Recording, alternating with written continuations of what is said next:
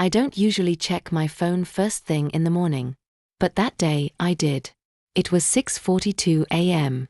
I remember the exact time because I blinked at the screen twice before I realized what I was looking at. A message from an unknown number.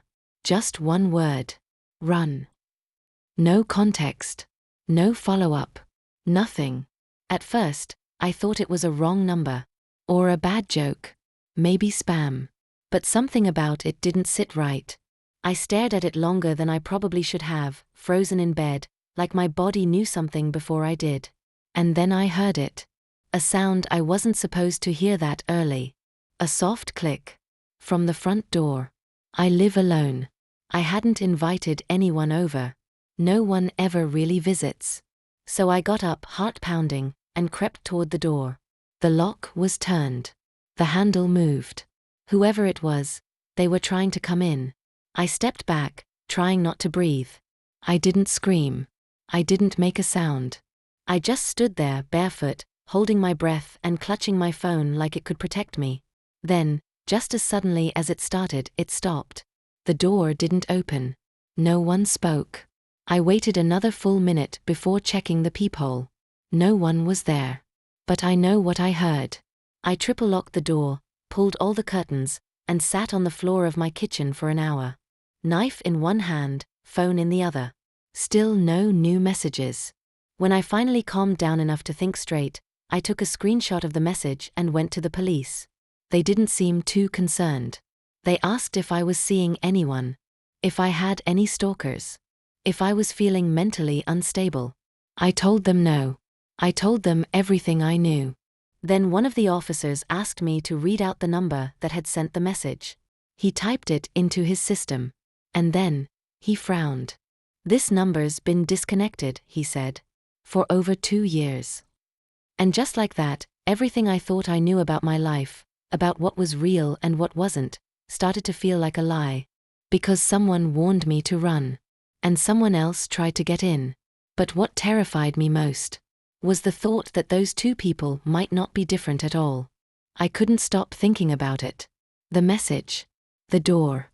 The officer's face when he said the number had been disconnected for 2 years. Every time I closed my eyes, I saw the text again. Run. It wasn't a prank. It couldn't have been. That same night, I pulled out an old shoebox from my closet, one filled with things I hadn't looked at in years.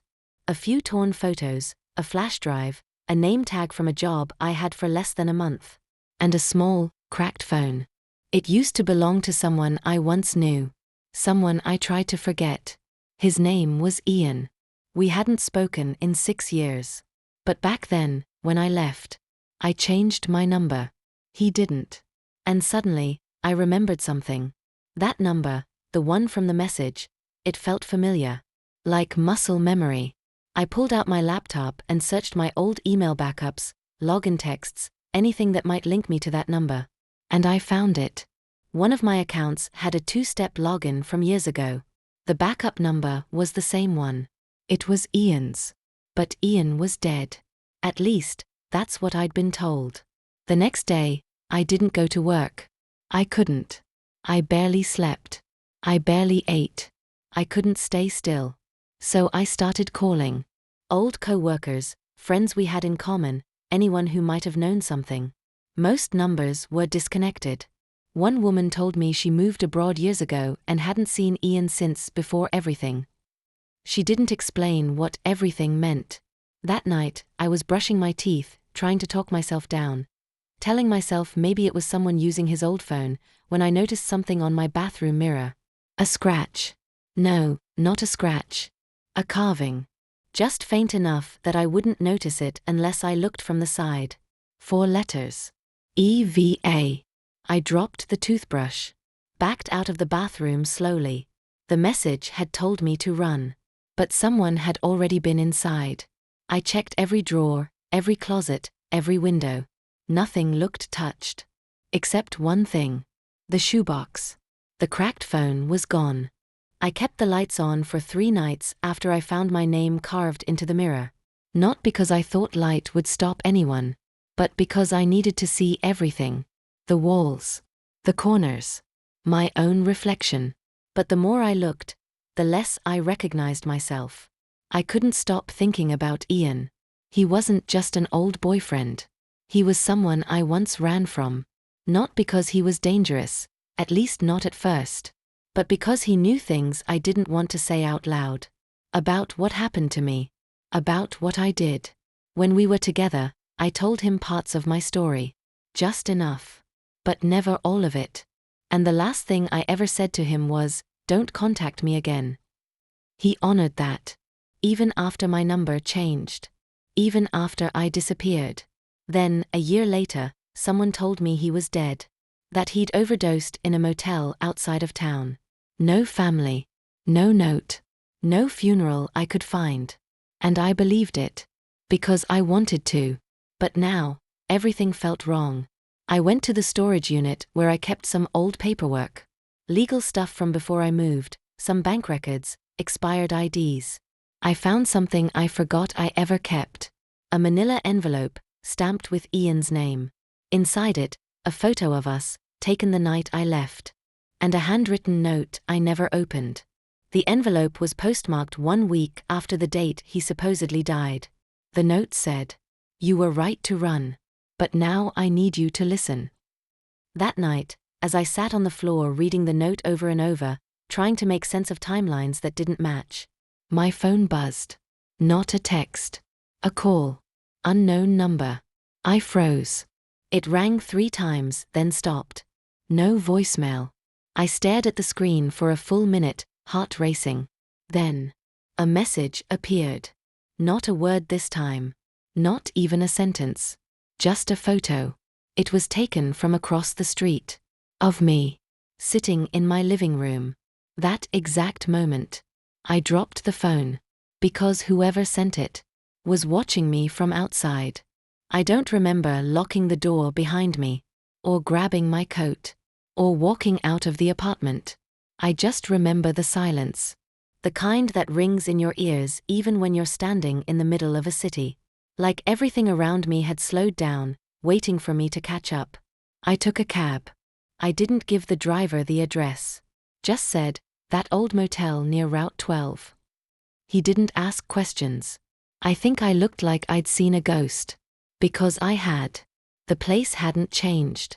Same peeling paint. Same buzzing neon vacancy sign. Same sickly yellow porch lights that made everything look like it was already fading. I walked down the hallway, counting the doors like I was walking into a memory I'd buried. Room 14. I stopped. My hand trembled before I knocked. I don't know what I expected. A locked door. An empty room. A ghost. But the door opened before I could knock again. And she stood there. A woman. Mid-40s maybe. Calm eyes. No makeup. Like she'd been expecting me for years. "You're later than we thought," she said. Her voice was gentle. No threat, no warmth. Just certainty. I didn't speak. She stepped aside, holding the door open. I entered. The room was dim, curtains drawn, but clean. Too clean. No clutter, no personal items, except for the table. On it, photos of me. Maps. A printed calendar with my name on it. Dates circled in red ink. My work schedule. My grocery list. Even a photo of me sleeping. I stumbled backward. "What is this?" Before she could answer, I heard a voice from the bathroom. "She was supposed to show you later," he said. And then he stepped out. Ian. Thinner. Paler. Eyes darker than I remembered. But it was him. Alive. My knees buckled. I sat on the edge of the bed, hands shaking. He didn't move toward me. He just watched me like he wasn't sure if I'd scream or run again. "I didn't die," he said. "No kidding," I whispered. He gave a weak smile. "I had to disappear. It wasn't about you. It was about what I found. About what they knew I found." And then he told me everything. How his old employer had stumbled upon something. Data leaks, surveillance networks, black market profiling.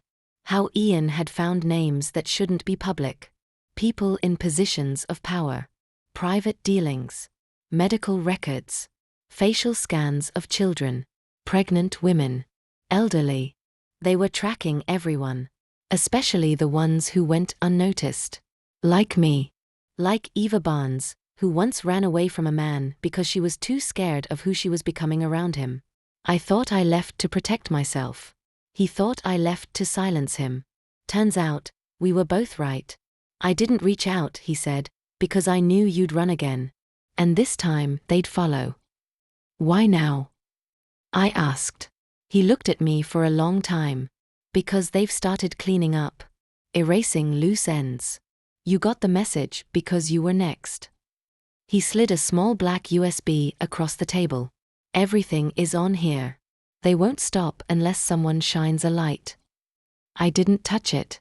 What am I supposed to do with this? He shrugged. You always knew how to disappear.